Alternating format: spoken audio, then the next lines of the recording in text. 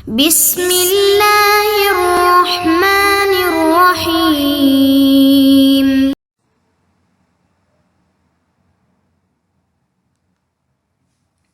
السلام علیکم ورحمۃ اللہ وبرکاتہ۔ عزیز طلباء طالبات، بسم اللہ الرحمن الرحیم۔ تقابل ادیان و مذاہب کا سبق نمبر 58 آج ہم پڑھ رہے ہیں۔ اس سبق کا عنوان ہے وحی الہی اور تصور نبوت۔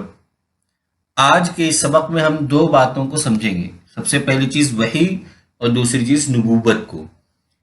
وحی کے بارے میں سمجھیں گے کہ وحی کیا ہے، اس کی حقیقت کیا ہے، اس کی اہمیت کیا ہے، وحی کتنے طریقے کا ہوتا ہے اور کس طرح سے آپ وسلم پہ نازل ہوتا تھا، جو وحی آپ وسلم پہ آتی تھی اس کی کیا صورتیں تھیں، اور نبوت کیا ہے، نبوت کی ضرورت کیوں پڑی، یہ تمام چیزیں پڑھیں گے۔ سب سے پہلے وحی کی تعریف پڑھیں گے۔ وحی کے لغوی معنی ہے لطیف اور مخفی اشارہ، کوئی پیغام دل میں ڈالنا۔ اہل لغت کے نزدیک وحی کے اصلی معنی یہ ہیں کہ کسی سے اس طرح چپکے باتیں کرنا کہ کوئی دوسرا سن نہ پائے۔ وحی کی اصطلاحی تعریف: وحی خاص اس ذریعے غیبی کا نام ہے جس کے ذریعے غور و فکر اور تجربہ و استدلال کے بغیر خاص اللہ تعالیٰ کی طرف سے اس کے فضل و لطف خاص سے کسی نبی کو کوئی علم حاصل ہوتا ہو۔ اس پوری عبارت میں وحی کی تعریف بیان کی گئی، ایک لغوی اور دوسری اصطلاحی۔ لغوی تعریف یہ ہے کہ کوئی باریک یا مخفی اشارہ، یعنی کسی سے اس طرح چپکے باتیں کرنا کہ کوئی دوسرا نہ سن پائے، مطلب اتنی چپکی جس سے بات کہی جا رہی صرف وہی سن سکے۔ یہ تو لغوی تعریف، لغوی بات۔ اور اصطلاحی تعریف یہ ہے کہ وہی ایک علم کا ذریعہ ہے، اور یہ ایک غیبی ذریعہ ہے، اور یہ غیبی ذریعہ خاص اللہ کی طرف سے آتا ہوتا ہے کہ جس کے ذریعے جو علم حاصل ہوتا ہے وہ اس علم کے لیے کسی غور و فکر اور تجربہ استدلال کی ضرورت نہیں ہوتی، بلکہ وہ علم ڈائریکٹ اللہ کی طرف سے آتا ہے، ایک غیبی ذریعہ ہے یہ۔ وحی کے مختلف طریقے: وحی کے کل 7 طریقے ہیں جن کی تفصیل درج ذیل ہے۔ نمبر 1، رؤیا صادقہ یعنی سچا خواب، جو کچھ رات کو خواب میں دیکھا فوراً ہی یا کچھ دنوں کے بعد بعینی ہی اس کے مطابق کوئی واقعہ ظاہر ہو گیا، اسی خواب کو نبوت کا 40واں جز بتایا گیا ہے۔ نمبر 2، نفث فی الروع یا القاء فی القلب، فرشتہ آپ صلی اللہ علیہ وسلم کے قلب مبارک پر بغیر نظر آئے کسی بات کا القاء کر دیتا تھا، جیسے ایک بار آپ صلی اللہ علیہ وسلم نے فرمایا کہ روح القدس نے میرے قلب میں یہ بات ڈال دی کہ کوئی نفس اس وقت تک نہیں مرے گا جب تک کہ وہ اپنے رزق کی تکمیل نہیں کر لے گا۔ وحی کا پہلا طریقہ سچا خواب ہے، اور یہ نبوت کی ابتدا میں ہوتا ہے، یعنی عمومی وحی جو ہوتی ہے وہ آنے سے پہلے نبی کو سچے خواب دکھائے جاتے کہ نبی جو کچھ خواب میں دیکھا رات میں وہ فوراً ہو گیا یا کچھ دنوں کے بعد وہ چیز پوری ہو جاتی، اور حدیث میں اسی طرح کے خواب کو نبوت کا 40واں حصہ بتایا گیا۔ اور دوسرا طریقہ القاء فی القلب کا یہ ہے کہ کوئی فرشتہ آتا ہے اور وہ نبی کے دل پر وہ بات القاء کر جاتا ہے، یعنی نبی کے دل میں وہ خیال آتا ہے، فرشتہ ڈال کے جاتا ہے وہ خیال، وہ اس کو القاء فی القلب یا نفث فی الروع کہتے ہیں۔ وہ پھونک مار دیتا ہے اور نبی کے ذہن میں وہ بات بیٹھ جاتی ہے۔ نمبر 3، سلسلۃ الجرس۔ سلسلۃ الجرس اس طریقے وحی میں گھنٹے کی سی آواز آتی تھی۔ ایک مرتبہ آپ صلی اللہ علیہ وسلم نے حارث بن ہشام کے جواب میں فرمایا کہ کبھی کبھی وحی میرے پاس گھنٹے کی آواز کی طرح آتی ہے اور یہ میرے اوپر سخت ترین ہوتی ہے۔ نمبر 4، تمثل یعنی فرشتے کا انسانی شکل میں آنا۔ اس میں فرشتہ آپ کے پاس انسانی شکل میں آ کر وہ بات کہہ دیتا اور آپ کو بات یاد ہو جاتی تھی۔ حدیث احسان میں حضرت جبریل السلام انسانی شکل میں آئے تھے۔ نمبر 5، فرشتے کا اپنی اصلی شکل میں آنا۔ حضرت عائشہ رضی اللہ عنہا کا بیان ہے کہ حضرت صلی اللہ علیہ وسلم نے حضرت جبریل علیہ السلام کو اصلی شکل میں 2 مرتبہ دیکھا۔ ایک مرتبہ معراج میں سدرۃ المنتہا کے پاس، دوسری مرتبہ مقام اجیاد میں۔ تیسرا طریقہ وحی کا سلسلۃ الجرس کی، جب آپ صلی اللہ علیہ وسلم کے پاس یہ تیسرے طریقے سے جب وحی آتی تھی تو آپ کو ایک گھنٹی کی آواز مسلسل سنائی دیتی تھی، اور جب تک وہ آواز سنائی دیتی تب تک اس کا مطلب ہے کہ وحی اتر رہی ہے، اور جب وہ آواز بند ہو جاتی تو اس آواز سے آپ کو وہ علم دیا جاتا تھا، وہ آیتیں یا جو بھی احکامات ہوتے تھے وہ اس گھنٹی کے بند ہونے کے بعد آپ کو چیزیں یاد ہو جاتی تھیں، آپ کو فوراً کاتبین وحی کو بلا کر لکھوا دیتے تھے۔ اس کے بارے میں آپ صلی اللہ علیہ وسلم، حارث ابن ہشام ایک صحابی ہیں، ان کے سوال کرنے پر جواب میں آپ نے فرمایا کہ سب سے مشکل گھڑی جو ہوتی ہے، جتنے وحی کے طریقے ہیں اس میں سب سے مشکل طریقہ یہ ہے، یہ بہت شاق گزرتا ہے مجھ پہ، بہت بھاری لگتا ہے۔ اور چوتھا طریقہ فرشتے کا انسانی شکل میں آنا، اس کی زندہ مثال یہ حدیث جبریل ہے کہ اس میں ایک مرتبہ تمام صحابہ کرام آپ صلی اللہ علیہ وسلم کے پاس بیٹھے ہوئے تھے، حضرت عمر فاروق رضی اللہ تعالیٰ عنہ بھی تھے، اور حضرت جبریل السلام آئے اور آ کر کے آپ کے پاس بیٹھ گئے۔ تو پھر آپ سے کچھ سوال کیا اسلام کے بارے میں، دین کے بارے میں، ایمان کے بارے میں، اسلام کے بارے میں، اور قیامت کی علامت سے متعلق، اور پھر احسان سے متعلق، سب کے جواب آپ نے دیا، اور قیامت کب قائم ہوگی، علامات قیامت سے متعلق بھی آپ نے کچھ جواب دیے، اور لیکن قیامت کب قائم ہوگی اس کے بارے میں آپ نے فرمایا کہ جس سے پوچھا جا رہا ہے وہ پوچھنے والے سے زیادہ نہیں جانتا۔ اس حدیث کو حدیث جبریل بھی کہتے ہیں اور حدیث احسان بھی کہتے ہیں، کہ اس میں احسان کے بارے میں جو سوال کیا گیا تو اس پہ آپ صلی اللہ علیہ وسلم نے فرمایا ان تعبد اللہ کأنک تراہ فإن لم تکن تراہ فإنہ یراک،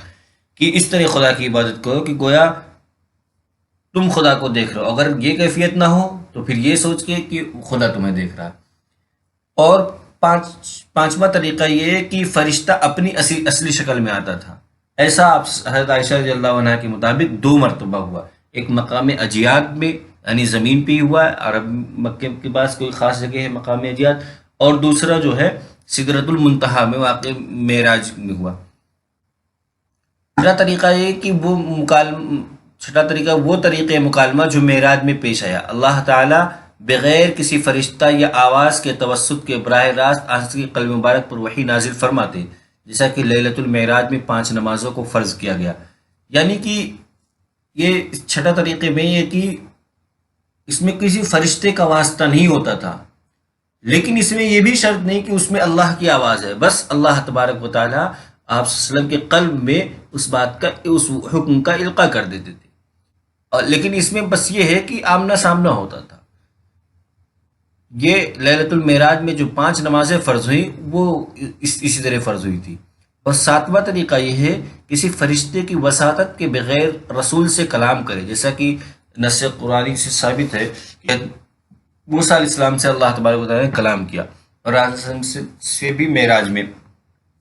یہ اس میں کلام ثابت ہے، اس میں القاء کی بات نہیں ہے، مکالمہ ہوا، آمنا سامنا ہوا، بات چیت ہوئی، اس میں باقاعدہ کلام کیا اللہ تبارک و تعالیٰ نے۔ اہمیت و ضرورت، وحی کی اہمیت و ضرورت، انسانی عقل محدود ہے، یہ مادی اور دنیاوی اسباب و غذا کو اپنے ذہن و قوت سے حاصل کر سکتا ہے، مگر اخلاقیات اور روحانیات کے شعبے میں کسی ایسے رہنما کی ضرورت ہے جسے خدا کی طرف سے ہدایت دی جاتی ہے، اور خدا کے بتائے ہوئے احکام و اوامر اور ہدایات کا پابند ہونا۔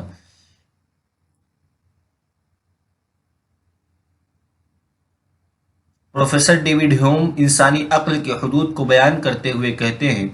انسانی عقل مخلوق ہے اور اس لحاظ سے علم اس کی خاص دماغی غذا ہے، لیکن ساتھ ہی انسانی ذی عقل و فہم کے حدود اتنے تنگ ہیں اس باب میں اس کو وسعت و اذعان دونوں حیثیات سے بہت ہی کم اپنے فتوحات سے تشفی نصیب ہو سکتی ہے۔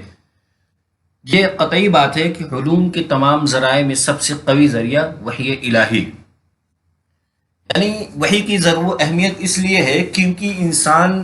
کی جو محدود عقل ہے وہ مادی اور دنیاوی ذرائع تک تو بہت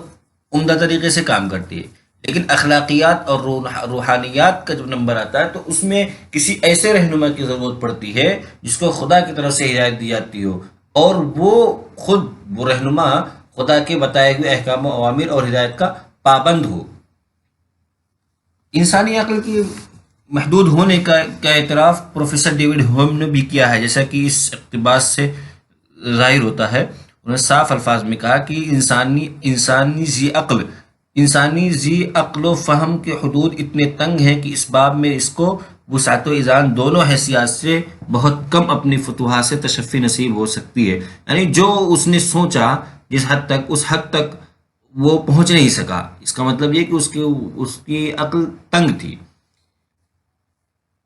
اور آخری بات یہ کہ جتنے علوم کے ذرائع ہیں اس میں سب سے قطعی ذریعہ وحی الہی ہے، اتنا پختہ ذریعہ نبوت۔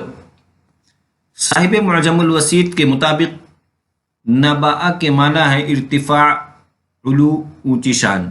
اسی طرح نبوت کی تعریف بیان کرتے ہوئے لکھتے ہیں النبوہ سفارت بین اللہ عز وجل و بین ذوی العقول، النبی المخبر عن اللہ عز وجل۔ اللہ تعالیٰ تبلیغ دین اور اپنے احکام و اوامر بندوں تک پہنچانے کے لیے کسی برگزیدہ بندے کو منتخب فرما کر نبوت کے بلند منصب پر فائز کر دیتے ہیں۔ منصب نبوت کے ساتھ عام طور پر درج ذیل 3 چیزوں کو وابستہ کیا جاتا ہے۔ نمبر 1، بعض غیبی امور پر من جانب اللہ اطلاع۔ نمبر 2، خلاف عادت واقعات کا ظہور۔ نمبر 3، فرشتوں کے ذریعے وحی الہی کی آمد۔ ان باتوں میں اس عبارت میں نبوت کے بارے میں بحث ہے کہ نبی کے نبوت کے لغوی معنی ہے تو اونچی شان، ارتفاع، بلندی، یہ سب۔ اور لغت میں نبوت کہتے ہیں کہ اللہ عز و جل اور انسانوں کے درمیان جو سفیر ہوتا ہے وہ نبی ہوتا ہے، یعنی اللہ کے بارے میں خبر دینے والا۔ دونوں باتیں لکھی ہے صاحب معجم الوسیط نے۔ اور نبوت میں عام طور سے 3 چیزیں دیکھی جاتی ہیں کہ جو نبی ہو اس کے اندر یہ 3 چیزیں پائی جانی ضروری ہیں۔ پہلی چیز یہ کہ اسے غیبی امور پر اطلاع ہو، اور دوسری چیز یہ کہ اس سے معجزات ظاہر ہو، اور تیسری چیز یہ ہے کہ اس پہ وحی الہی ہوتی، خدا کی طرف سے فرشتے پیغام لے کر آتے ہوں۔ نبوت کی ضرورت، اللہ تعالیٰ نے تمام مخلوقات کی خصوصیات و مقتضیات کے مطابق فطری الہام کے ذریعے ان کے فرائض و وظائف بتلا دیے ہیں، اور یہ سب تقاضائے فطرت کے مطابق عمل کر رہے ہیں۔ ان مخلوقات میں انسان کو نوعی خواص کی وجہ سے اشرف المخلوقات بنایا گیا۔ انسان اپنی قوت ذہانت و فہم کے ذریعے تمام دنیاوی امور انجام دے لیتا ہے اور دیگر شعبوں میں بھی ترقی کے نئے نئے منازل طے کرتا ہے، مگر علم النجات، راہ ہدایت اور عالم ملکوتی سے متعلق انسان کا دامن بالکل خالی ہے۔ اسی ضرورت کی تکمیل کے لیے اللہ نے نبوت و رسالت کا سلسلہ جاری کیا۔ نیز دنیا بھر کے دانشوروں اور حکماء و فضلاء نے الہیات اور مابعد طبیعیات کے سلسلے میں کوئی ایسی قابل ذکر خدمت انجام نہیں دی جسے انبیاء کرام کی تعلیمات کے مقابلے میں پیش کیا جا سکے۔